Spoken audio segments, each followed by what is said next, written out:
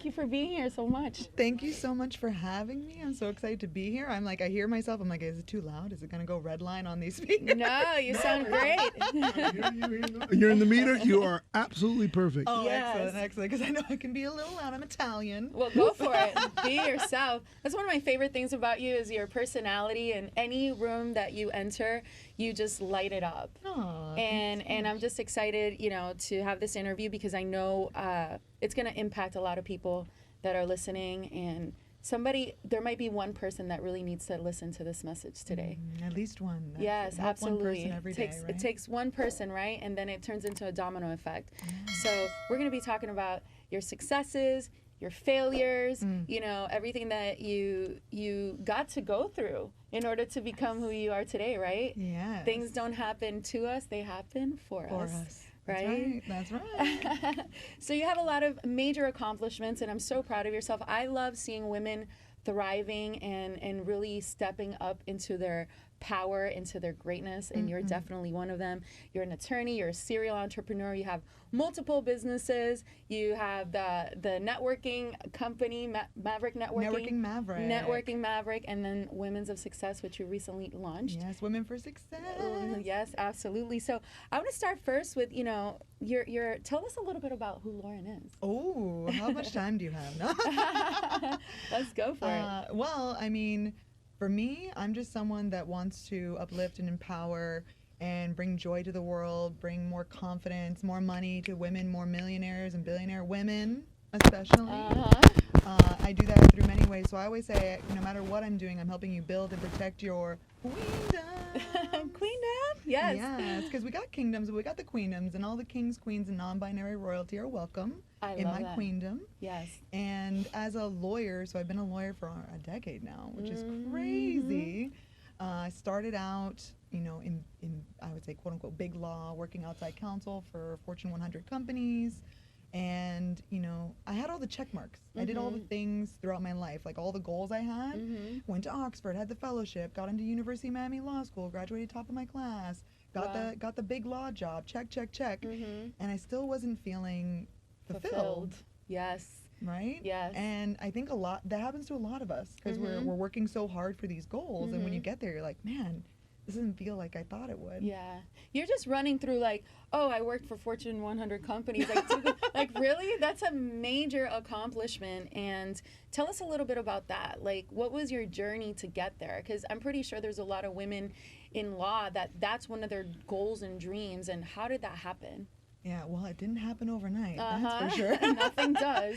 It's one of those things where when I was really young, I really wanted to be an actress, actually, which is hilarious. I could think. see that. You could see it a little bit. I could totally see that. A little bit of an I can too. I'll actress. vouch for that. I was like, I might be an actress. Like, I love Jim Carrey. I used to quote lines when I was younger. And we moved around a lot. So we moved around the country 15 times growing up. My dad ran hotels and resorts, not the military, but where did you live? Well, I was born in Texas. Okay. And so I've lived in Texas, Hawaii, California, Missouri, Virginia, North Carolina, Florida, and Illinois, and then different cities in each of those states. Okay. And how did that impact you growing up? It was rough, actually. I think sometimes people see military kids, hotel kids, whatever, and we're always the new kid, right? Like we're always the new kid in school. Some people are like, oh, it's so cool. Like I see TV shows and they're like, oh, the new kid's so cool. Yeah. It was never like that for me. I don't know, growing up. And it's probably because I was a new girl, but I was also tall. Like you can't tell because I'm sitting now, but I'm an Amazon queen. Yes, you are. And so I was tall. I've always been curvy, but back then they just called you big, right? And I was called like the marshmallow, stuff like that. And so it was like the trifecta for bullying. And it was one of those things where at one of the schools I remember I started and I was like, oh, this is going to be the new queendom, new school, who this, go in with my Catholic school white press shirt. And I walk in and someone just screamed like, look at that marshmallow. Wow. And everyone started laughing and I was like, oh, it's just going to be another bullying. Yeah. And I ate lunch in the bathroom for 2 weeks. Wow. Just because I didn't want to just face the bullying and like accept that this is going to happen again. Yeah. And that leads you to some dark periods, right? Absolutely. I'm a true believer. Actually, I know that if you would have been in my high school, we would have been best friends. I can guarantee that, you know? So do you think that you created all of this success because of all that darkness that you went through, you know, and you're like wanting to prove to others, like, no, I'm strong, I'm amazing, like it doesn't matter what you go through, things happen for you, right? And let me prove to myself and to others that whatever you say it doesn't matter. Exactly. Like some people say water off a duck's back kind of thing, like it just flows off of you. For me, it's all about your mess is your message. Yes. Right? Your struggles are your strengths.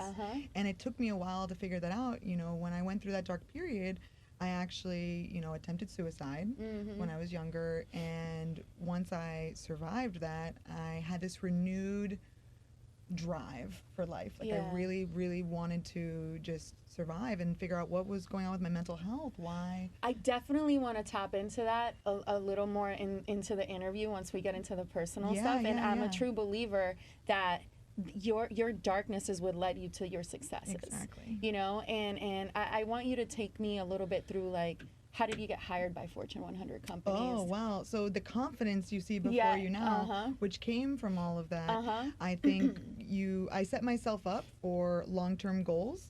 At 14, I started working toward being a lawyer for Fortune 100 companies. What age were you like, I want to become a lawyer, and what was the reason for it? I think it was around I want to say 14. It was high school. Okay. I joined debate team. Okay. And I was crushing it. And I really enjoyed it. I was like, oh man, this brings together my acting kind of like drive, background, memorization. And I like to talk. and obviously. Present. Yes. That's what radio's for. And she's amazing at it too.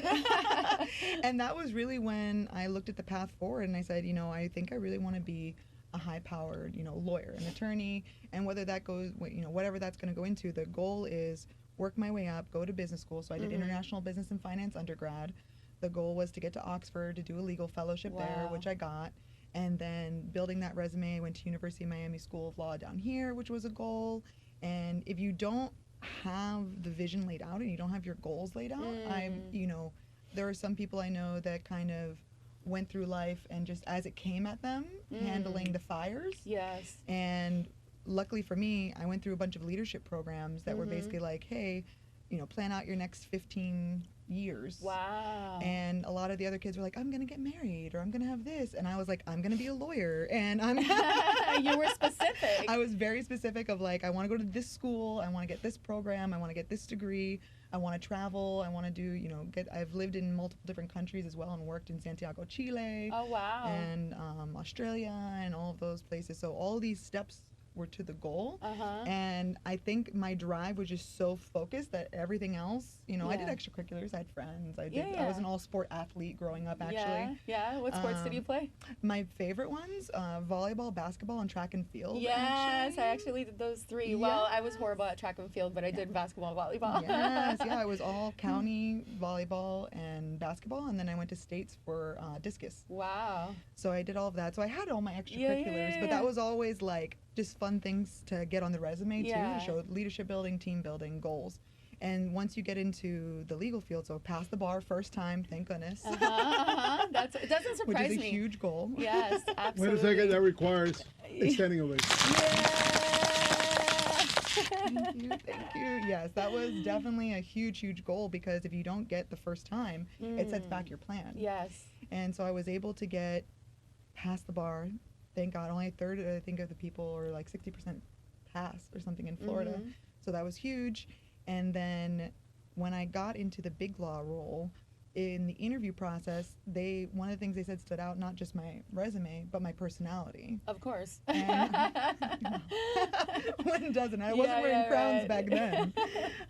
But, you know, they said they really thought that I would do well as a team. And that's something my father, who ran resorts and hotels, had taught me, like how to network, how to make friends, how to project confidence, how to interview, because I think that's a skill actually that a lot of people don't develop, a muscle they don't really develop. And that's how you get into it. And then if you don't have the background though, you could have all the personality in the world. Absolutely. And you're not going to get there. Yeah, and then that led you to getting hired by Fortune 100 companies. You weren't fulfilled there. and you made the decision to basically start your own boutique law firm, Yes, correct? yes. Was that a difficult decision to make? It was really difficult, actually. I remember thinking in that period of time, there were a lot, and it's not really spoken about, I think, outside the legal circles, but a lot of people that pass the bar, become lawyers, or go to law school, only a third really practice, like long term. There's wow. a huge movement of leaving law behind and just using your degree in different, like, C-suite executives, because it's a doctorate, so you could be No, and a lot of executive. partners seek you. Yes. And in-kind contribution to the business is your legal knowledge. Correct. Wow. Right. And you Yes. become partners become without having to partner. put up the money because they need your brain. Correct. Correct. So a lot of people leave the legal field, especially litigation. So litigation is what I was in. Oh, that's And, beautiful. That's a yeah, beautiful talent. I love It's litigation. showtime. friend. Showmanship, that's what I mean. Your showmanship, you're on, and that's what I love. But it's definitely a male-dominated field as well. And for women, if you want to have families, if you want to get married, it's one of those things where long-term, you have to think about what are your goals again, because you know there are women that you have limits. You have limits on what you can do, and so the field is not forgiving of that. And it tends to be that women get not, I wouldn't say necessarily pushed out, but it's like a natural, like, do you want to have a family or do you want to be a lawyer? Wow. Basically. And so for me, I wanted to be a lawyer. Yes, absolutely. And so I was like, I'm in. Like, I'm not having kids or anything. Like, Yeah. I'm in to win. I'm in it to win it. But I sat with myself and I was like, man, did I go through this last 15 years of my life? And do I To not work want to for be a someone lawyer? else? Yeah. Do I not want to Yeah. be a lawyer anymore? Do I want to work for someone else? Do I want to work for myself? And a couple of my girlfriends actually sat me down and they were like, I know what it is. You need to be your own boss. Uh-huh. Yes. Yeah. I was like, that's so true. So I went to my best friend. Her name is Carolina Leva. She was my best friend in law school. She actually introduced me to my husband because it's her cousin. Okay. So Thank you, little family. Carolina. Yeah, thank you, Carolina. Shout out to my work wife. And I said, you know, we always talked about launching a law firm when we were like 60 years old and we've gone through it. But I'm thinking I'm going to do it now. Absolutely. Why wait? Now is Why how. wait? Yes. Right. Now is how. That's how we do it. Absolutely. And she thought about it for a little bit and she was like, let's do this together. Uh-huh. Let's form this business. So she does the family law side, that was her area, and I do the business law side, like outside general counsel and everything. And we did it together. So it's a little less scary when you're doing it with someone else. Absolutely. 100%. When someone else is like, yeah, this is a great idea. Let's do this. Like, Yeah. yes. Yes. No, I love that. And you have that support. And if you have like any questions, you have that your partner too. Exactly. And I know it must have been super scary, you know, because but I believe you had massive success immediately, correct? Yes. How long ago did you start your private law firm? We're in our 7th year now. Wow. I know. We had our annual meeting. We're like, oh my God, 7 years. Time goes by so fast. So fast. I think, yeah, when I first met you, you were only 3 years in. Yeah. You were yeah. just a baby for just still a baby business. baby business. What has been the greatest lesson for you that you can share with the community of, like, you know, leaving that paycheck to paycheck, something that is secure, right, to then having a dream and actually going all in and creating the success you have now? Oof. Well, one of the biggest things I think is just not giving up on yourself. Right? Like, never. My mom always said, "Do you remember that person that gave up? Neither does anybody else." Yeah, exactly. Right? Oh, that's beautiful. Right? Yeah, And that just gave me goosebumps. Right? And so you just don't give up on yourself. And at the time, we thought, you know what? We saved up 6 months of runway. We're gonna give this a 6-month go. We don't have a mortgage. We don't have kids at the time, right? Yeah. And we said, let's do it. Let's go all in on ourselves and bet on ourselves, because yeah, everyone said, oh, you're giving up the big law paycheck. You know, you're not able to have that bag anymore. And I'm like, well, the bag isn't secure if someone else is holding it. Absolutely. Right? Absolutely. You need to secure your own bag, and that's having your own business, your own lines of money, your own income streams that you're controlling. And I didn't give up on myself. And I think one of the major reasons we had so much success was networking. Absolutely. Yep. Networking, let's go. That's why the networking matters. And now you met the Building- queen of networking. Yeah. Yeah, so I want to actually, you know, let's segue into that, right? The power of building relationships, which is the reason you and I met. Yes. So she's the networking queen, and so am I. So you got two Yes. badass networking queens That's here right. in Miami. You know, so let's talk about the power of networking, and tell me, why did you start, you know, the Networking Maverick? Yeah, well, so building relationships is what it's all about, right? I know that there's a lot of, in sales, I think there's something different where they say ABC always be closing, right? That's a salesy thing. For me, for networking, when I think of building relationships, always be connecting, right? That's the ABC. And when you meet someone like you and I met and you instantly vibe, so there's all the kings, queens, non-binary, royalty, like there's enough for multiple of us. There's not just one. We're all our own queendoms, you know? Absolutely. And you have to network authentically and not see people as money signs. And I also don't like, when I first started networking for my own business, I started noticing in Miami, people do the spray and pray method. Where, have you ever heard of that? Where they have their business cards, they spray their business cards out. Okay. And they pray someone calls back. That's the worst thing you could do. The worst. The worst thing, because, you know, I think they're taught sales as a numbers game, which it is, but not in that way. Yes. If you're networking, I always say, focus on meeting less people and building a deeper relationship. Yes, and adding value. Always add value. Yes. How can you, I think Gary Vee is the one that said give, right? Give, and then you get a get. Yes. But you have to be giving and giving and giving, because that's how, number one, you build trust, right? If I'm doing something for you and it's not, there's no strings attached, I can make an introduction, I can open a door, I can speak your name in a room full of opportunity. That's going to build trust with you, because you're going to say, wow, she really does, you know, respect me, she really does like me, she really does like my business, she believes in my business and what we're doing, and then you get the giver's gain. Yes. Right? Back at you. So that's why you have to focus on adding value. What are three networking nuggets that you could share with the community? Ooh, a nugget, golden nuggets. Golden nuggets, queen nuggets. The queen nuggets. Yeah, it's the queen size nuggets. Yes. Well, number one is I would focus on quality over quantity. So when I go into an event, no matter whether it's a big, you know, thousands of people at a conference or it's an intimate dinner, I always think I want to make 3 new friends. Right, just 3 new friends, and that's it. Because as I'm an ambivert, actually, you might not think that I'm introverted, because a lot of people are like, "Oh my God, Lauren, you're so extroverted." I consider myself an ambivert, where I go to these events, but then I'm going to cocoon, and you won't see me for a while to get my energy back. Okay. And so I think a lot of introverts get overwhelmed by networking because they think I have to meet everyone here, I have to talk to everyone. Got it. And that's not it. You just have to Quality meet 3 time, new yeah. friends. You pick your quality time and you go for it. Exactly. You know, you find a match, and I think Melissa says this all the time, that when you meet the match inside the networking event, concentrate on having a quality conversation with them. Yes. And sometimes that takes up the whole night, and before you know it, the event's over. Exactly. But you did the right thing because you actually met. You That made connection. contact. Yeah. Exactly. And so that would be my second nugget, is choosing the right events to go to.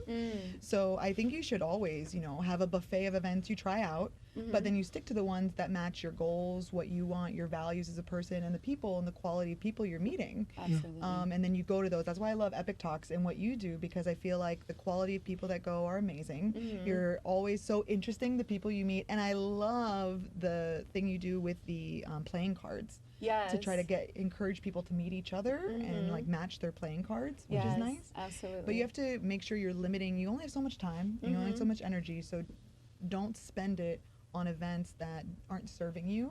And your ROI doesn't have to be money necessarily you get from those events, but what are the connections you're getting from it? What are the friendships you're getting from it? What is the information? Maybe your value is more education and support more than business. Yeah. And look at that ROI after 6 months and say, okay, the ones that aren't serving me anymore, they're there. I can still support my friends if they're a friend event and go to some of them, but I'm going to invest my time and energy in other events. So that would be my second big tip. And then the third big tip is follow up. Yes. Follow The up. money's in the follow-up. Yes, the fortune is in the follow-up, Yes, queens. That's where your yes. coffers are going to fill Yeah, you from. let the other person know that you're persistent and you're not going to let them down. Exactly. Yes, absolutely. You're going to follow up. You're going to be with it. And that's about integrity too, right? Like if you can connect them, even if it's just a follow up and say, hey, heard this podcast, was thinking of you in our conversation, or was thinking of you and what you're doing, that makes them think, oh wow, they really do keep me top of mind. They really do value our friendship and what we're doing. So it's something simple like that. Doesn't have to be a follow up like, hey, you know, $5,000 today. You can get, right? It can just be something like, oh, I have an event coming up. You want to be my guest? Here's a podcast I listened to that I thought was great. Stuff like that. So if you follow up and you let them know, hey, I'm here to stay, you can trust me. Absolutely. I think that's big. Yeah, reciprocating. Yeah, Yeah, absolutely. That's so powerful because there's a lot of things that I haven't been able to do specifically with that person, but just to let them know that I appreciated their friendship, I've reciprocated by sending them business or a contact, and they go, "Wow, Manny came up on my radar screen again," even though I didn't hire you or engage you business-wise, just because the opportunity didn't lend itself. But then they hear my name through someone else, and that client becomes something of value, and then I reciprocate it. It's all I can do. Me costó nada. Yeah, Exactly. Just a connection. And it's important also to ask the person you're speaking to, how can I support you with whatever passion project you have going on? What is your biggest need, right? And when you ask somebody what's their biggest need, that's specific. Oh, well, this is what I'm looking for.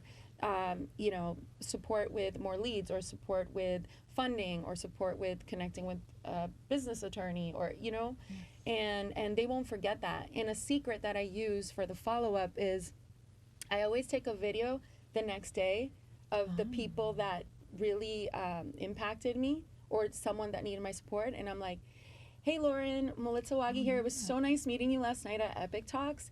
I know you mentioned that you needed support with A, B, and C. This is who I have for you. Let's stay connected, and whatever other event you have going on that you think would add value to both of us, send me an invite." Yeah, I remember you doing that. You said it on Instagram sometimes too. Like yes, I love that you do that. Oh my goodness. And then people, when you send that to them, they're like, "This is so awesome. Thank you so much for thinking of me." They don't forget that. Yeah. People will never forget how you make them feel, right? Yes, Maya Angelou. Yeah, right? yeah, Maya Angelou. And basically, it's so important to make people feel that they're important. Yes. And another trick that I use is, because I'm getting so many phone numbers from people at different events. I'm sure. So I take a picture with them, and then I text it to them. Yes. That way, when they're messaging me or I message them, boom, their picture is right there. That's a great trick. I love doing that too. Yeah. Especially if you really like the person, you're like, I need to remember this person's face, and you're meeting so many people at an event. I love that trick. I think it's amazing. Absolutely. And so I know you have a couple of networking events, like the Networking Maverick. I believe you hosted, was it a virtual event that you had, or was that for Women's of Success? So my first event ever for Networking Maverick was pre-pandemic. 160 women came together for Women Lead Miami, and that was like the first big event we had. Okay. But then during the pandemic, Women for Success had a month-long virtual conference. Okay. Is that the one you're talking about? No. So my question to you is this: with the Networking Maverick one, for those women out there or gentlemen that are listening, that would want to have their own virtual event with thousands of people from around the world listening, where can they start? Because a lot of people are like, I don't know where to start. How do I get hundreds of people to listen to me? Your message matters. I don't care if you have one person listening to you or 10,000 people listening to you. Your message matters. If there's one person that you can impact their life, that's it. You know what I mean? That's all you need. Yeah. So how would you tell people, like, hey, if you want to start a virtual event, this is what you do? Well, I think the first thing you need to do is really be committed to it, because hosting a really big virtual event is not an easy undertaking, because people think it's easier because it's not in person, so you don't have to have the venue, the setup. And it's less, I would say, costly in dollars maybe, but it's more time consuming, because there's a lot more on the back end with systems you need to learn. Okay. Yes, so you need to either become very familiar or delegate it and hire someone that's familiar with those systems to help you run the conference. There's a lot of groups out there that will help you put together the platforms. Like Hey Summit is one of the really popular ones now, where it provides a lot of the back ends to help you with your speakers, coordination, the times. I think it integrates with Zoom.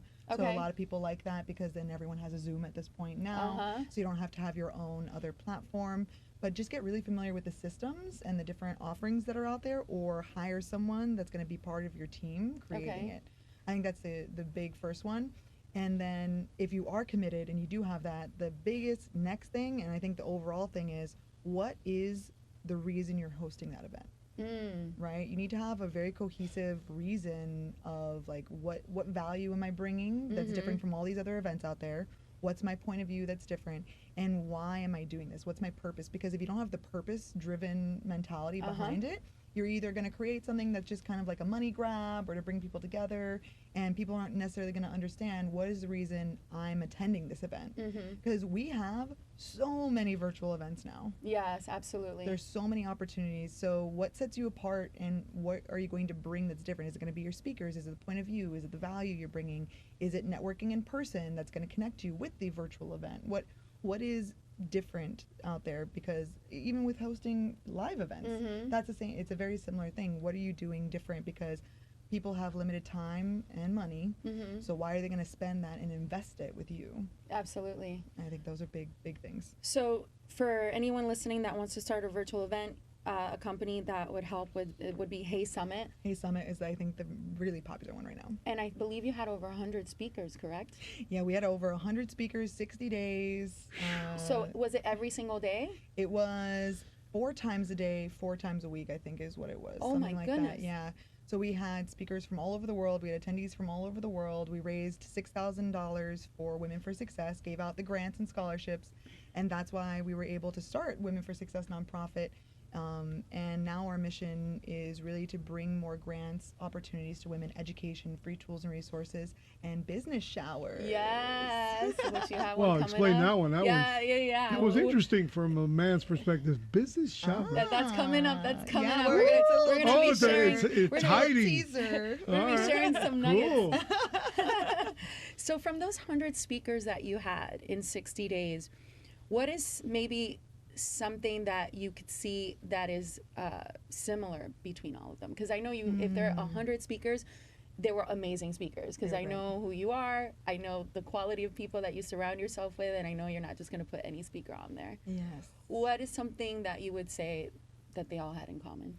So for me, I wanted to make sure all of our speakers had a common value of uplifting these women. So whenever I interviewed the speaker, I said, what's your values in your business and what are your goals? And if within anything they said didn't authentically come out something about I love supporting women or uplifting women, or things that, because it's not just women supporting women. We need kings supporting queens as well, right? Like my Yes. husband Sebastian, huge shout out to the hubs. Hi, hubby. Hi, hubby. Sebastian Alvarez, love you. He's one of the biggest supporters of me launching my law firm at the time. So he makes video games. He does graphic, motion Creative graphics. guy. Yes, very creative to my legal brain. Yeah, the creative people I noticed, and I like to emphasize this all the time. It's not necessarily the path to happiness; it's widening the path to happiness, Yes. and allow more people to see the path. And that's what creative people always bring to a team. I They agree. widen it, And, I agree. and I'm creative, so I There see. you go. And you make us think differently about things too. And so that's why when I talk to these speakers, it didn't matter if they were man, woman, non-binary, whatever. If it didn't authentically come out like they're there to support these women, because the whole purpose was it was the first female recession we had in history, right? And even though women-led teams provide 65% more success. Tell me right? about those Yeah. stats, because I was reading There's the lots of information and I was like, wow, we are Yes. so powerful. We're so and powerful. we don't, some women don't give themselves enough credit on how powerful we are. Yes. Once you commit and you are living a purpose-driven life, like Rick Warren would say, right? You can become a dynamite, and you can literally accomplish anything. It doesn't matter what you go through. It doesn't matter, your past. It doesn't matter who told you that you can't do something. You can, and it's about surrounding yourself with the right people. It's about connecting with other people who are really creating impact in this world, and majority of the time our success comes from our pain, right? Yes. So I want to go into that a little bit, because I'm a true believer that most women who are powerful and truly successful, they've gone through some dark moments. Would you think that one of the reasons you are the way you are and you've had the successes that you have is because of what you dealt with? I definitely, it's hard to always say like, oh, you have to go through all this darkness to be great, right? Because I don't want that to be the case. But it is true that a lot of the women and men, I guess, but especially women I know, went through something, because your struggles are your strengths, right? That's what I say. Your struggles make you stronger in the end, because you've survived 100% of the days you've gone through to be here today. Absolutely. And to go through that and to come out the other side like a phoenix rising from the ashes, it makes you stronger. Absolutely. And I definitely, I mentioned at the beginning, going through all the bullying and that really dark period. How old were you when that happened?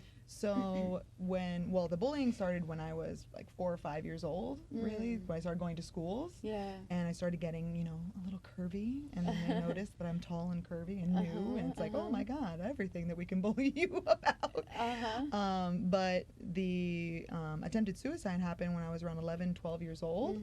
And that was really dark because at the time, no one even knew that it happened because I was alone, swallowed some pills, and thank goodness, didn't work. Yeah. Right. But woke Can up. relate to that. Right.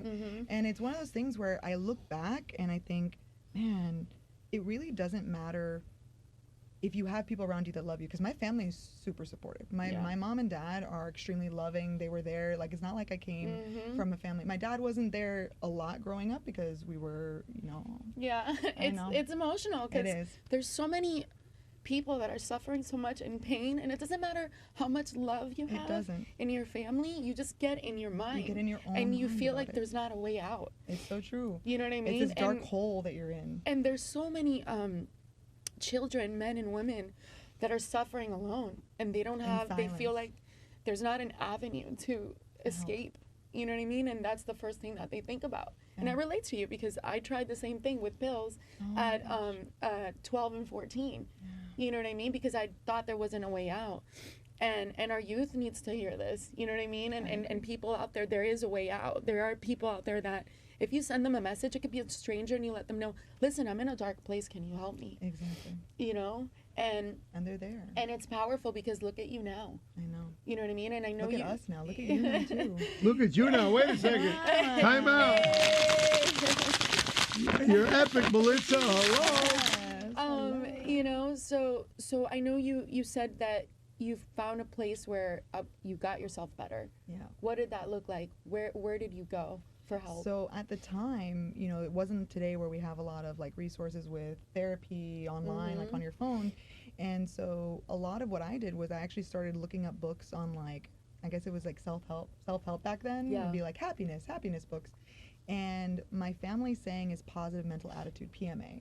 And so I started leaving myself notes everywhere, like sticky notes in my books, on the mirrors. And every morning I started saying positive affirmations was really huge about like, you're beautiful, you're worthy, you are everything you need. And how did you know how to do that though? It was just, I don't remember specifically which of the books it was, but I just remember, because back then you had to go into the library, right? Like back then it was That was actually a good thing. Learning to be resourceful. Yeah, like I went to the library. Now it's coming through your phone, Yeah, now it's on your phone, so there's more people out there. But at the time I thought, man, I must be the only person going through this. I wonder if there's any other books about it. And when I went to the library, I remember looking up books about, and they didn't call them affirmations back then.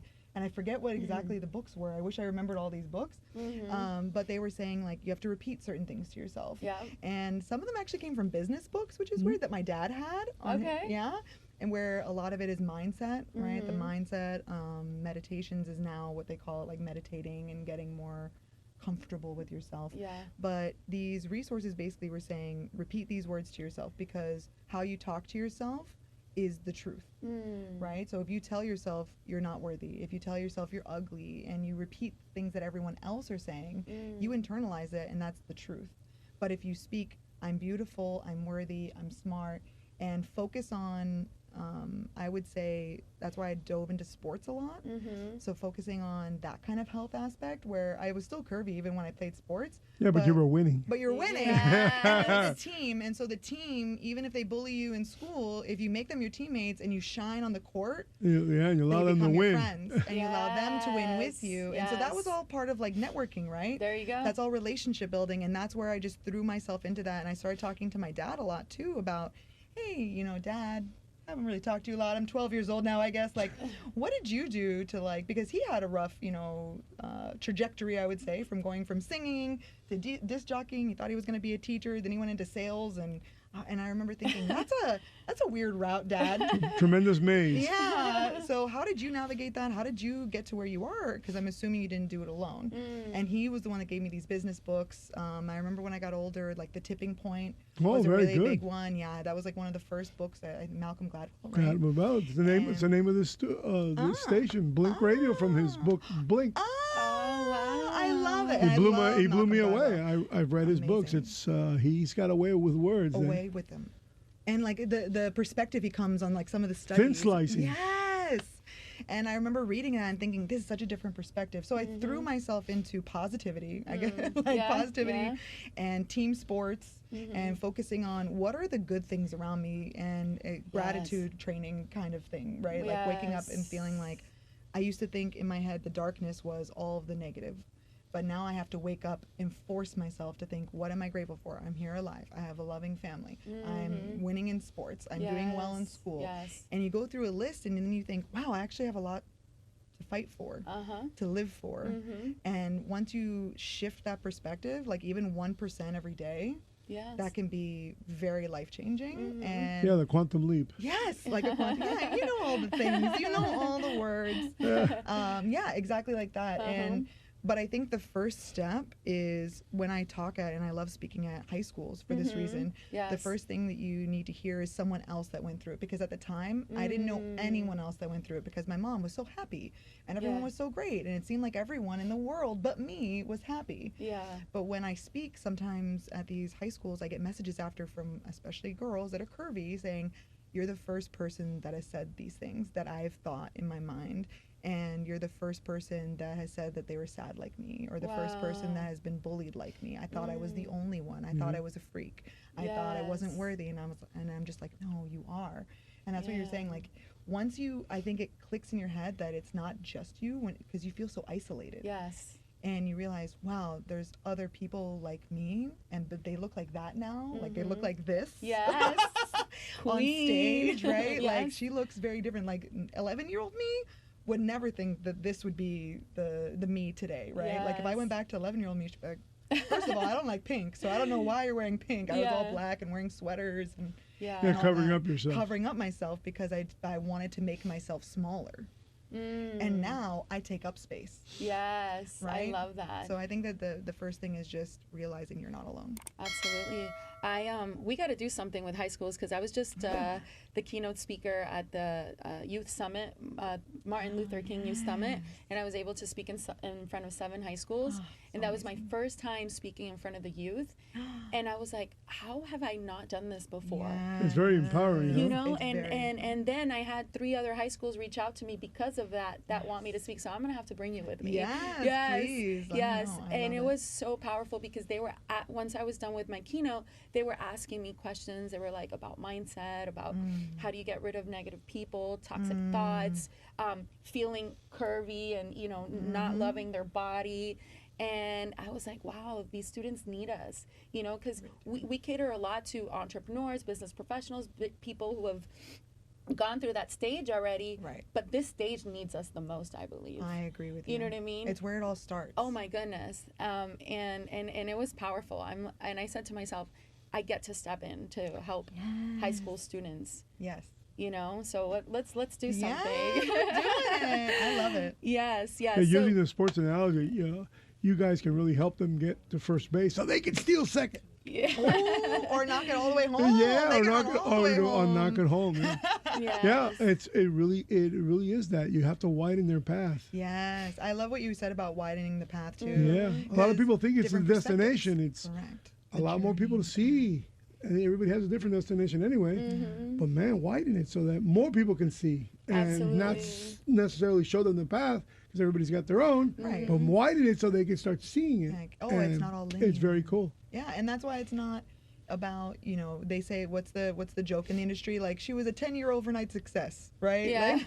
Like people see the end result, but they don't see the 10 years, the 20 years, the 30 years of darkness, work, whatever. You can see it in the interviews with Elon Musk, man. When he talks about his failures, boy, he was driven to the ground, man. He was one launch away from total bankruptcy. That means pissing away PayPal, pissing away the digitalization of the Yellow Pages. Those were stepping stones to get to a little-known company that nobody knew who it was, called Tesla. People think he invented Tesla. No, he acquired and fixed it.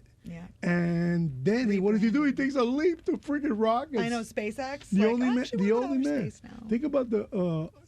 Think about you guys 2.0 in his regard. He's the only man on planet Earth who can say and really pull it off.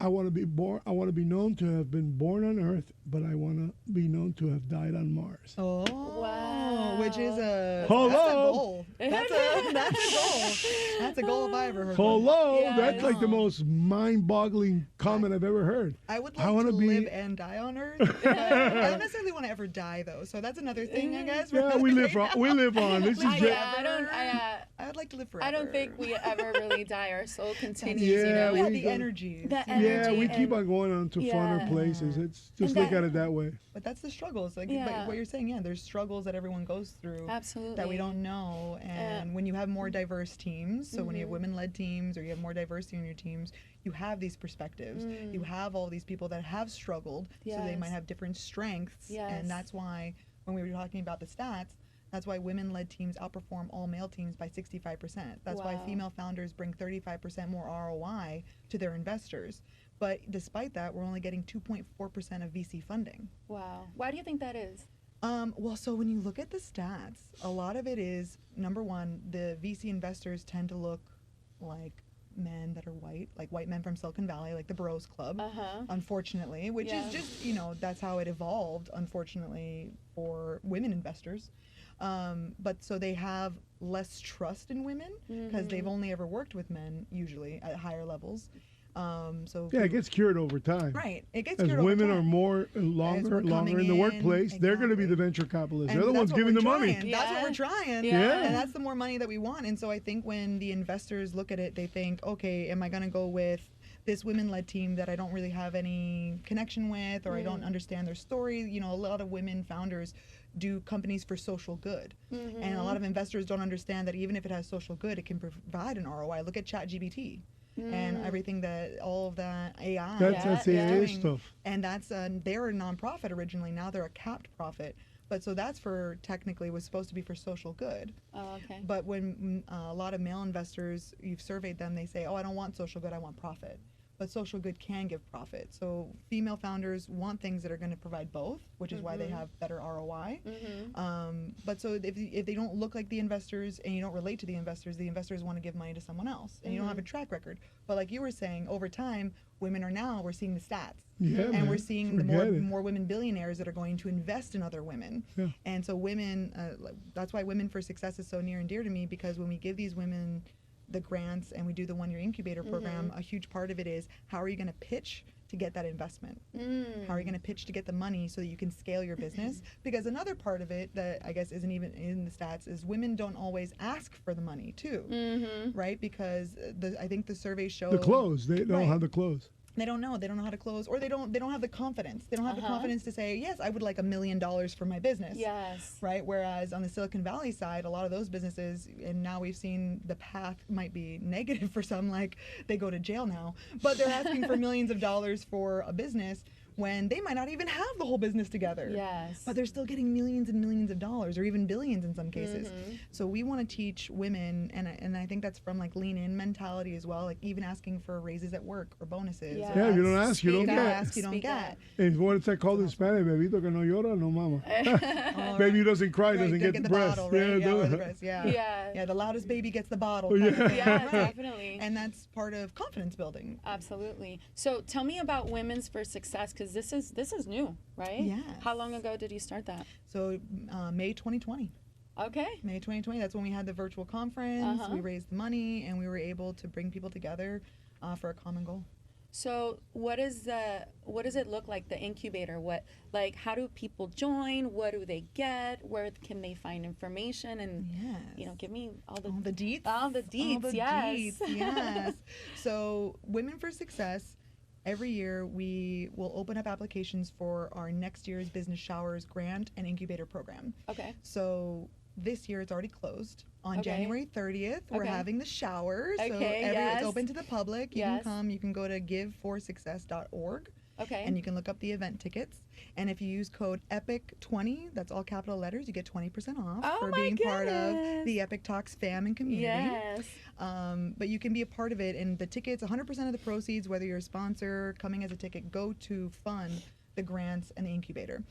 And the women that we have 9 amazing women this year from South Florida, and they get a $500 grant, Okay. that will be given to them upon graduation from the incubator. Okay. And the incubator is a 1-year program. We go over the foundational elements. We make sure, obviously, as the legal background, make sure they have all their contracts, the formation in place, they formed correctly, all the foundational elements, because if your queendom is on a shaky foundation, it's going to crumble. Yes. Right? Yes. So we want to make sure that that's a lasting queendom to create generational wealth. Yes. And the next part of that is then confidence building mindset, making sure we have the right mentality, because some people have a bad relationship with money. Yes. Right? Some Which people, could lead to a bad relationship with your mind. which is a bad relationship with your mind, especially if you start making money. Yes. Right? So that's why some businesses fail, because they make money, but then their relationship with money is, oh, rich people are bad.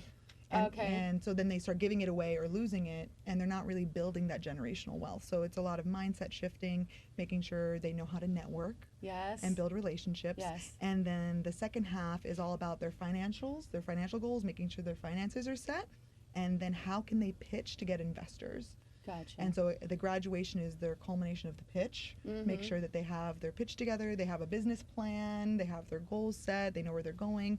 Hopefully, so last year's program we had one of our queens received a $50,000 investment from Bank of America. Wow, that's amazing. Yes, from our program. So that was really big success. A lot of them collaborated with each other. 2 of them launched new lines, clothing lines of business, and did some collabs with each other. We had them delegate. They hired their first employees. Nice. Right? That's because amazing. that's a huge thing for a business. Yes. Actually, No, is- make payroll. and make payroll. That right? puts a lot of heat on It you. puts a lot of heat, and some people also don't want to let go. They don't want to let go of these things, yeah, right? Like the control. Yeah, the control, micromanaging everything. Yes. And you can't. There's no way I could be here today, and have those businesses unless I delegated, or else I just be at my computer every hour of the day Absolutely. doing something. Yeah. So you have to learn how to delegate, how to let certain things go. The parts of the business that are only you. So for instance, only I can network how I network. Right? Yeah. So I need to focus on those things that I can serve best my businesses and my clients, and I can still manage things and be the lawyer that shows up in court, be the lawyer that makes sure we have all the arguments correct, be the networking maverick that's empowering women and showing up at conferences and speaking, be the founder of Women for Success, the queen helping the community and creating generational impact. But you can't do it alone. Absolutely not. So that was a huge win with these women. And besides, it's no fun. Yeah. And it's not fun. Yeah, and I'm not. Do you want this behind a computer all day? No, please. Gotta show your magic. Yes. My husband would love that. But he'd be like, just stay with me.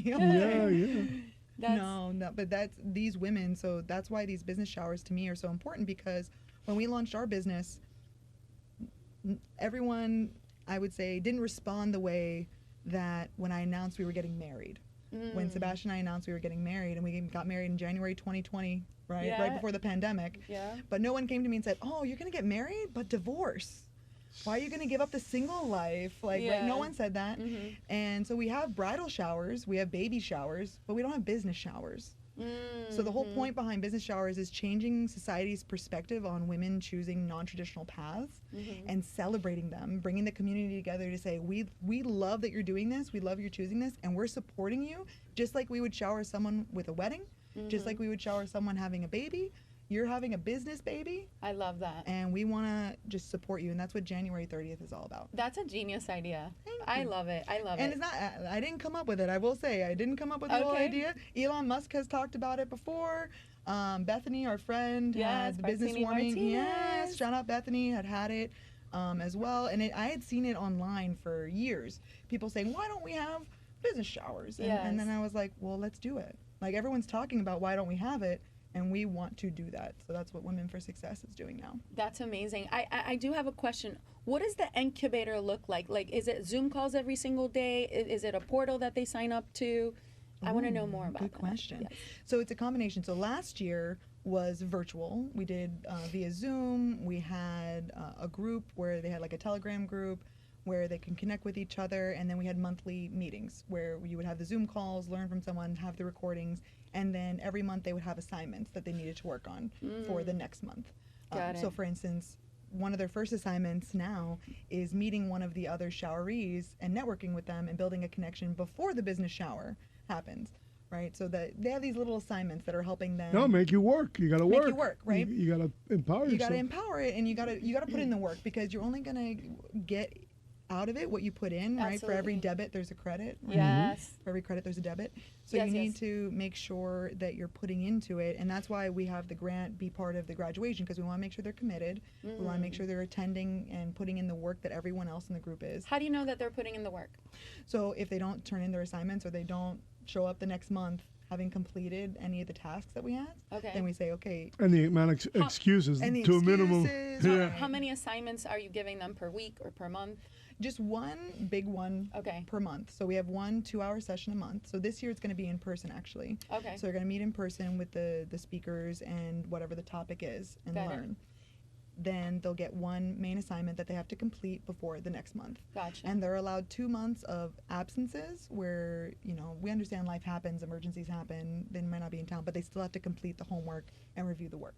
Got it. And so that's So the that forces them accountability. to bind with someone else if they're not there. Correct. Exactly. And that's what the whole idea They is have to about. reach out to someone. Reaching out Yeah. and asking for help, which is something that a lot of women, don't always do, where they don't know to ask for help, but they are forced to ask for help if they don't understand it. Especially if they weren't there. And if they're not there, Yeah. they can see the recording maybe, but they're not going to get all the information. And this year, because in person, we're not doing the Zoom recordings. Got it. So they need to get the information from one of the other queens. Wow, fantastic. And yeah, so that's all the accountability, and more so when we interviewed these, when we narrowed it down to these 9, we made sure they understood this is a commitment, because we're investing a lot in you, and Yeah. the community is investing a lot in you. And our amazing shout out to all of our partners at the Coral Gables Women's Club and everything. And you can Yes. check them out at giveforsuccess.org. But they're all coming together to invest in you, so we need to make sure that you're committed to investing back in them. Absolutely. And we make that a huge part of the incubator program, and it seems to pay off really well. And the women that attend, that put in the work, they see the returns, the dividends. Absolutely. You got to do the work. Yeah. So, you have the incubator closed right now. Do you open it up once a year and then that's when they sign it up? Correct. So when's the next Winter application? of 2023. Okay. Winter. So, but you can become part of our community. So, other than the business showers, we're starting in February doing a casual conversation with queens. Okay. Where we meet up. It's not a networking event per se. It's more of a support kind of group where we have a topic. Erica from Shiny Shears is going to be leading it, one of our amazing board members. And the topic, everyone gets to talk about and help each other. Got it. And so that isn't part of our incubator program. That's just being part of our community. Then we also have things like in September, we're going to have our first in-person conference. Okay. So it's going to be all about, creating that generational wealth and wealth building. And there's all these opportunities to get involved in our community. If you want to be part of the queendom, again, men, women, non-binary, kings, queens, non-binary royalty are welcome, although you will be surrounded by a lot of queens. So just come ready to meet other queens. Absolutely. But you can become part of it. And if you're part of our community, you'll know when the applications are open. We post it online. If you follow me on Instagram at Networking Maverick, Okay. I post about it. It'll be open usually for about a month or 2. Okay. October, November, December is usually when we release it, and then we close it out and then do the interviews for the finalists and then choose, and then January is when we have the shower. I'm so excited. January 30th is the next event. At what time is it? 6:30 p.m. 6:30 p.m. at until the what Coral time? Gables Women's Club till 9:30. 9:30. There will be drinks, food, celebrations. DJ Riri's going to be spinning those beats Yes. for us. We DJ have- Riri was Yes, and our catering is going to be supplying the food. So we're Perfect. excited to partner with them. Coral Gables Women's Club, if you haven't been, beautiful venue. We're going to be in the Coral Room. It's just, we're going to have a 360 photo booth. Nice. Yeah, so Those are always fun. Yeah, so there's going to be a lot of connections, cocktails, and conversations. Amazing. Location. Coral Gables Women's Club. Yes. The But Coral Gables. you can see I'm a man, and you can Yeah. tell I'm a man. Oh, yeah, I was well- actually thinking an address. Oh yes. Well, I don't know the exact. I think it's like 1,000. They have their own building and everything. They It's have their own building. location for a long time. Yeah. You know where Miracle Mile is? Yes. It's like a couple blocks up the street from there. Okay, So it's cool. right in the Coral Gables area, in the heart of the Gables, so to speak. And they're actually a really great women's club as well. I'm part of their membership. So they love supporting and giving back to the community, and they host a lot of events there as well. So you get to check it out in case you want to host an in-person event. I love that. Definitely going to check it out. I'm always looking for new venues for Epic Talks. And you can get your tickets at giveforsuccess.org. Giveforsuccess.org. And if you use EPIC20, all capital letters, you get 20% off your ticket.